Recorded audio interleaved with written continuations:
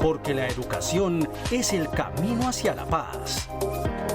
Nosotros vamos donde están las historias, buscando la verdad de maestros que hacen grande Colombia. Y todos sus protagonistas tienen su espacio en Encuentro. Hola, buen día, bienvenidos nuevamente a Encuentro, el programa institucional de la Federación Colombiana de los Trabajadores de la Educación. Hoy nos encontramos desde la Galería El Museo, al norte de la capital de la República, y desde aquí invitamos a todos nuestros televidentes para que disfruten de la exposición titulada Lo Fotográfico, que tiene como curadora a Juanita Carrasco, una exposición colectiva con más de 30 obras de artistas de diferentes trayectorias de América Latina, y estará abierta hasta el próximo 30 de agosto. Mi nombre es Omaira Morales y aquí les presento un avance de los temas que trataremos a continuación. Informe de avances de acuerdos entregados por el Ministerio de Educación Nacional a la Comisión de Empalme del gobierno entrante. Está alejada la realidad. Sentencia T-240 del 2018 de la Corte Constitucional faculta a colegios a expulsar estudiantes que afecten la dignidad de otros en redes sociales. Análisis a la situación de aumento de violencia de líderes sociales y sindicales. Falta menos de un mes para que el presidente Iván Duque se posicione de manera oficial y los diferentes ministerios pues han avanzado en el tema de los empalmes. Uno de los ministerios, el de Educación, lo ha hecho pero con cifras ocultas, no evidenciando la falta de cumplimiento de los acuerdos establecidos con la Federación Colombiana de los Trabajadores de la Educación. El Ministerio de Educación Nacional entregó las cifras de sus presuntos logros a la Comisión de Empalme conformada por el equipo de gobierno del presidente Juan Manuel Santos y representantes del mandatario electo Iván Duque. La cartera en cabeza de la ministra Janet Gija presentó cifras erróneas a la realidad que vive el sistema educativo colombiano. Dentro de los logros del ministerio, aseguró que entre 2010 y 2018 la inversión en el sector pasó de 21 a 37 billones de pesos. Además, afirmó que el gobierno decretó la gratuidad educativa que benefició a más de 8 millones de estudiantes que asisten al colegio desde transición hasta grado 11. Sin embargo, para el magisterio, estos resultados dejan entrever la intención del gobierno de maquillar vacíos que se presentan actualmente en el sistema. De acuerdo con la Contraloría General de la Nación, a ritmos actuales de gasto público, cerrar brechas en materia educativa le tomaría al país entre 30 y 48 años, es decir, que durante esta administración no se destinó mayor parte del Producto Interno Bruto para este sector. En cuanto a educación superior, de acuerdo con el gobierno nacional, se pasó de invertir en las universidades públicas 2,24 billones de pesos a 3,65 billones de pesos en 7 años. De igual forma, se logró una cobertura del 53% en acceso a educación universitaria con ayuda del programa Serpi lo Paga. No obstante, llama la atención que en el informe presentado no se hizo mención a las dificultades que tuvo esta iniciativa del gobierno Santos, ya que solo con el caso de la banda de los intelectuales, donde fueron capturadas 16 personas que presuntamente suplantaban identidades en exámenes de admisión, se dejan ver los inconvenientes en la implementación de dicho programa. Por último, de acuerdo con el Ministerio de Educación Nacional, se inició la implementación de la jornada única y se puso en marcha un plan de infraestructura educativa para la construcción de cerca de 30.000 nuevas aulas. No obstante, el Ministerio nunca se comprometió de lleno con el Sistema General de Participaciones, ni destinó recursos para suplir falencias como construcciones escolares, mejoras educativas, fortalecimiento de los 4 componentes de la jornada única y el nombramiento de docentes.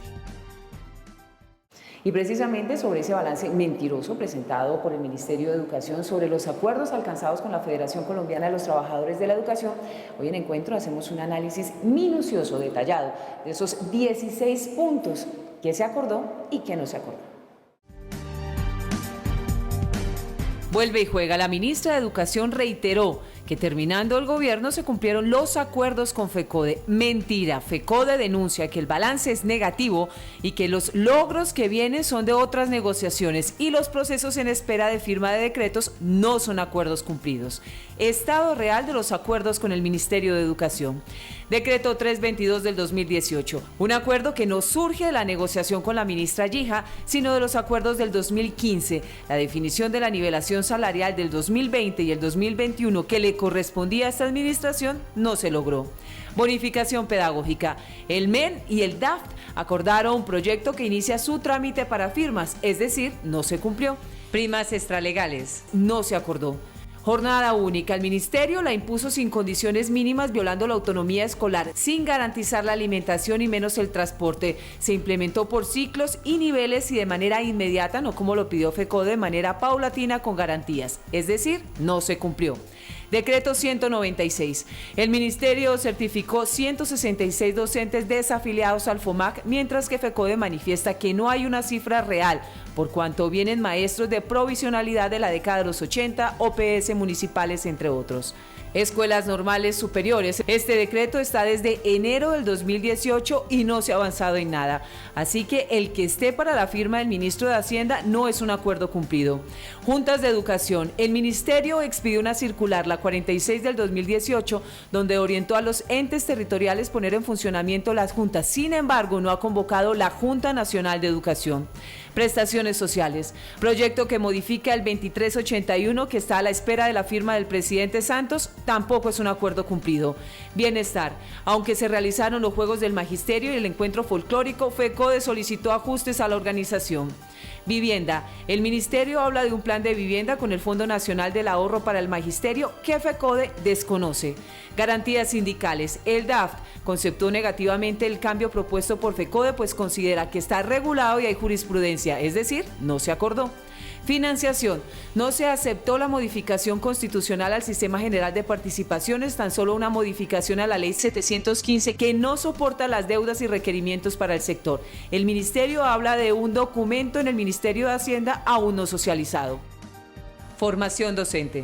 No se conoce el cronograma y mucho menos el listado de los educadores que deberán realizar el curso de ascenso de los que no aprobaron la evaluación de carácter diagnóstico formativa. Comisión tripartita. Avanza con graves dificultades de participación por parte de los representantes del gobierno y el Congreso. Salud. El ministerio dice que se realizó la licitación del servicio médico asistencial en el país, sin embargo desconoce las serias irregularidades en materia del mismo, en temas como la entrega de medicamentos, atención, urgencias, cirugías, entre otras, que mantiene en una seria crisis la salud de los educadores. Relaciones técnicas. Pendiente sesión de trabajo de la misión del Sistema General de Participaciones, es decir, el tema del hacinamiento por aula, la relación de maestro por estudiante se mantiene, no hubo acuerdo. Deudas. Se reactivó el Comité de Deudas. El Ministerio de Educación Nacional certifica 21.526.901.079, aunque FECODE habla de $500 millón de pesos. El secretario de Prensa y Propaganda de FECODE, el profesor Jairo Arenas Acevedo, a esta hora habla sobre la importancia del futuro del trabajo.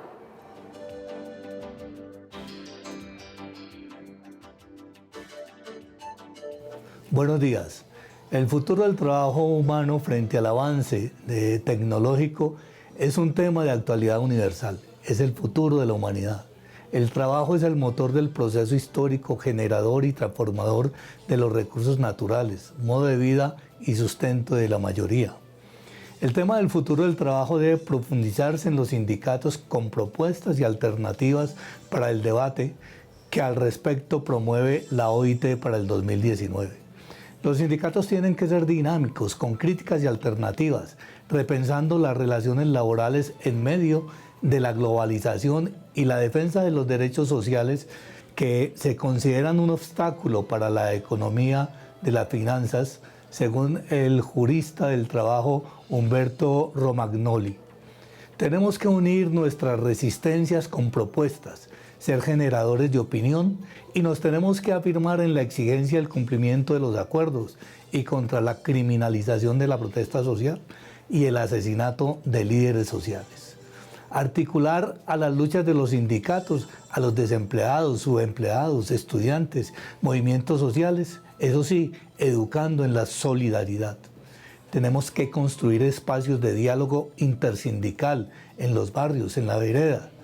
Asumir las discusiones de temas de interés nacional como el trabajo en torno a la idea de género, al trabajo del cuidado, al trabajo doméstico, a la lucha anticorrupción, cumplimiento de los acuerdos de paz, las migraciones, etc., desde la perspectiva sindical.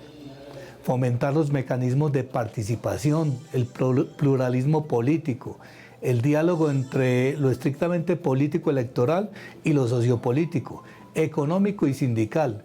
Ese es el horizonte al que debemos aspirar. Feliz fin de semana. De acuerdo al fallo más reciente de la Corte Constitucional, ahora las instituciones educativas podrán expulsar a los alumnos que hagan mal manejo de las redes sociales. Este deberá ser un trabajo articulado entre los colegios y los padres de familia. La Corte Constitucional rechazó en las últimas semanas la tutela con la que un menor pretendía reingresar a un colegio en Bogotá. El adolescente fue expulsado porque difundió fotografías íntimas de una de sus compañeras a través de las redes sociales. Por su parte, el alto tribunal recordó a los colegios su facultad para aplicar el manual de convivencia y prevenir este tipo de hechos. Si bien existen unas obligaciones en favor de los menores de edad que están como estudiantes en los colegios en Colombia, ellos, por intermedio de sus padres y ellos mismos, asumen unas obligaciones que se encuentran contempladas en el reglamento de la institución.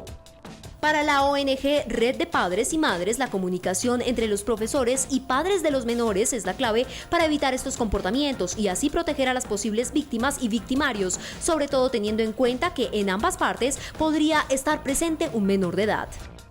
El problema muchas veces es que esto se vuelve una batalla entre la institución educativa y los papás. Y lo que nosotros planteamos es que tiene que ser al revés. Tiene que ser como nosotros, institución educativa, acompañamos a esta familia a ayudarle a este chiquito a reparar, por ejemplo, el daño que pudo haber hecho. O si es un niño que es una víctima, a reponerse de todos los daños que le pudieran haber hecho. Para la Corte, aunque el caso no corresponde a un hecho de matoneo porque no se probó que fuera sistemático y reiterado, sí implica una agresión escolar. Según el alto tribunal, el estudiante violó las normas del plantel educativo, pues sabía que estaba prohibida la difusión de fotografías íntimas. Tenemos que ayudarles a los estudiantes a entender que uno se tiene que hacer cargo de las cosas que hizo, que uno como niño o como niño, niña y adolescente tiene que aprender y que los adultos que están a nuestro alrededor tenemos el deber de acompañarlos y de ayudarlos a aprender a que pedagógicamente esta sea una oportunidad de aprendizaje. Por último, la Corte invitó al Comité Escolar de Convivencia del colegio relacionado con el caso particular a realizar una jornada de reflexión con perspectiva de género, en donde se aborden temas referentes al deber de respeto a la intimidad de las personas, el manejo de las redes sociales y los derechos y deberes de los estudiantes. Mientras el alcalde mayor de Bogotá, Enrique Peñalosa, comprometía los dineros y las vigencias futuras en el robustecimiento de la privatización de la educación de los colegios por concesión, instituciones públicas emblemáticas en el país, como el INEM de Kennedy, se cae literalmente a pedazos. Para nosotros una educación digna es entrada y salida del colegio sin asesinatos, una entrada y salida segura. elementos útiles y dignos para una educación. Aulas sin hacinamientos. Baños con agua. Que podamos salir del colegio y a la casa y estemos seguros.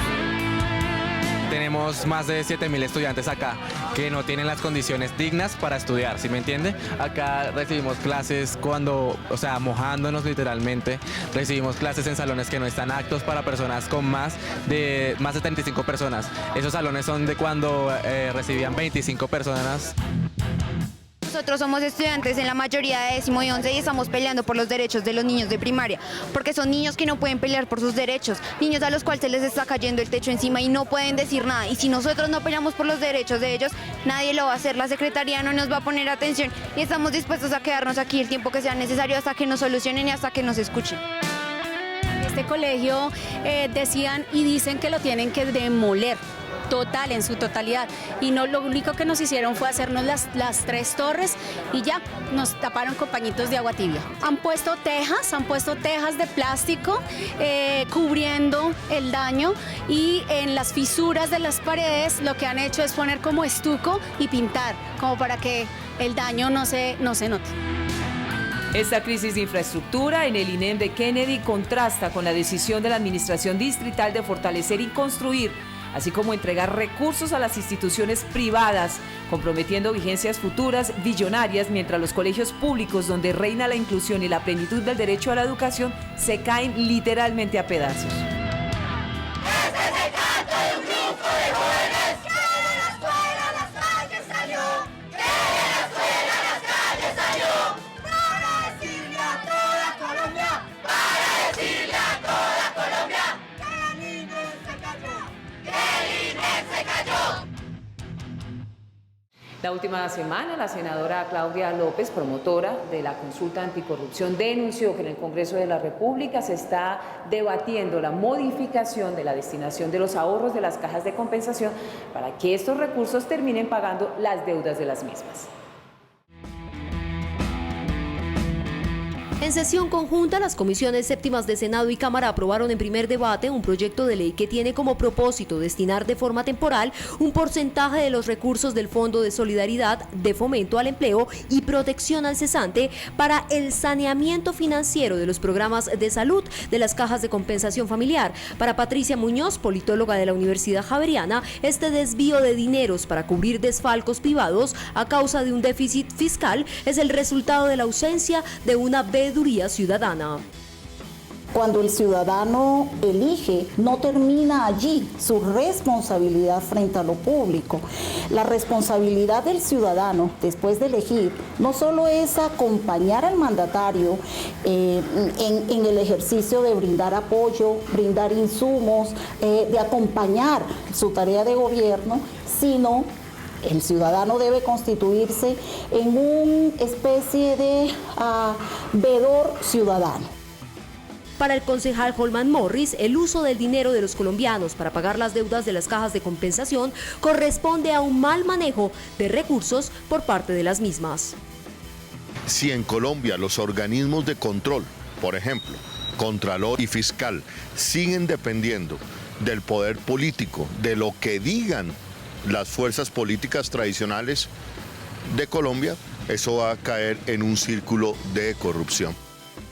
Para la directora de posgrados en Ciencia Política de la Universidad Javeriana, esta propuesta de reportar estos planes de reorganización será una manera de vigilar y controlar que los recursos sean destinados para su fin y que no exista la posibilidad que sean objeto de ser malgastados en corrupción, lo cual estaría vinculado al punto número 4 de la consulta anticorrupción. La importancia de la consulta anticorrupción consiste en colocar ante los ojos de los colombianos una situación que hace desangrar recursos públicos.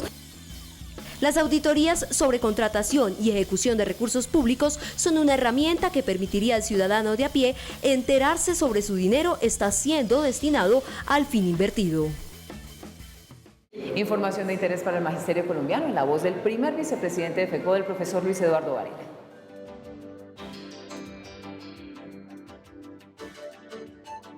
Un cordial saludo para toda nuestra teleaudiencia. Rechacemos la violencia y egoísmo porque pueden destruir el anhelo de paz de un país. La Federación Colombiana de los Trabajadores de la Educación rechaza todos aquellos hechos de violencia, el asesinato a los líderes sociales, las amenazas constantes a nuestros maestros y maestras y todos aquellos líderes sociales. Con la violencia no se llega a nada positivo para el anhelo de paz de un país como es el nuestro. En segundo lugar, decirles que nos preparamos para la licitación pública de contratación de la fiducia que administrará los recursos del FOMAC entre el periodo 2018 y 2028. Será una discusión álgida. Venimos de tener una entidad cuestionada como es la Fiduprevisora S.A., que incumple los pagos oportunos de las pensiones, las prestaciones económicas y nos ha generado muchos problemas con la atención integral de nuestro derecho fundamental de la salud. Esa licitación pública será muy importante para ponerle dientes y poder garantizar que haya una fiduciaria que cumpla cabalmente con lo que está proyectado en nuestra Ley 91 de 1989.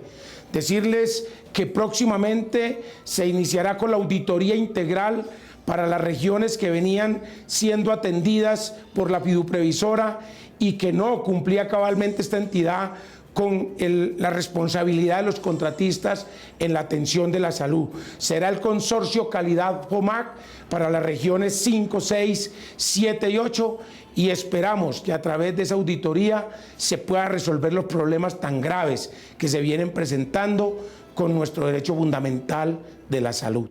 La creciente y descomunal ola de violencia en contra de los líderes sociales y sindicales en nuestro país ha llamado la atención no solo de las autoridades nacionales, sino internacionales, que le están exigiendo al gobierno entrante medidas categóricas e inmediatas para proteger la vida, la integridad y la seguridad de estos líderes que son la voz de quienes no tienen voz. El gobierno habla de 178 asesinatos, 33 en el 2018 desde la firma del acuerdo de paz en el 2016. La Defensoría del Pueblo de 311 líderes asesinados. Indepaz habla de 385 entre el 1 de enero del 2016 y el 15 de mayo del 2018. A esto habría que sumarle los 14 más recientes líderes sociales caídos y se llegaría entonces a una cifra alarmante de 399. 399 muertes de líderes. Es una estrategia de exterminio de quienes median por la vida y los derechos de los más vulnerables. Nosotros tenemos un proceso delicadísimo de seguridad en 78 municipios, de 1.122. Es un número pequeño, pero que se puede ampliar.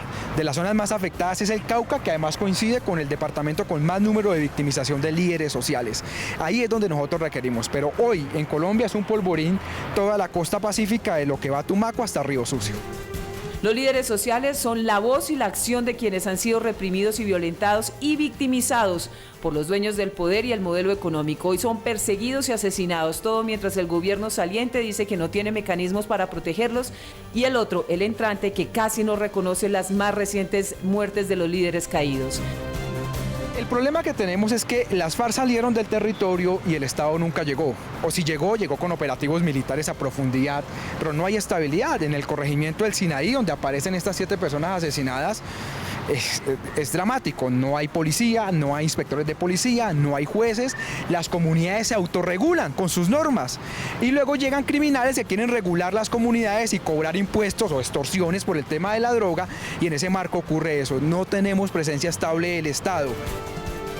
Se exige justicia, presupuesto, acciones inmediatas de restitución del derecho a la vida, protección, que las medidas dejen de ser un chaleco y un celular y los escoltas un servicio de lujo para estar con los que realmente lo necesitan. Colombia exige justicia y protección a los líderes sociales.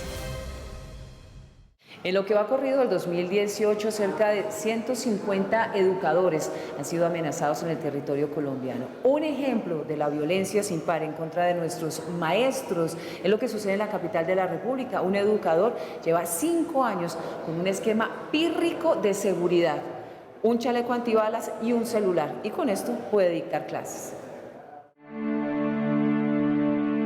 Ya es nuestro abuelo Salvador, el palo del ahorcado, nuestro ejemplo de lucha y de resistencia. Por eso, por la defensa de ese territorio, pues yo tengo este chaleco antibalas.